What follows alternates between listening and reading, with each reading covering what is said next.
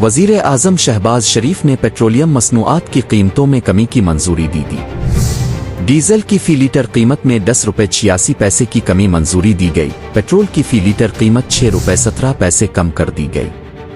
मिट्टी के तेल की कीमत में भी 6 रुपये 32 पैसे की कमी की गई। लाइट स्पीड डीजल की कीमत भी 5 रुपये 72 पैसे फ़ी लीटर कम कर दी गई। वज़ीर आज़म की मंजूरी के बाद वज़ारत ख़ज़ाना ने बाज़ाब्ता नोटिफिकेशन जारी कर दिया।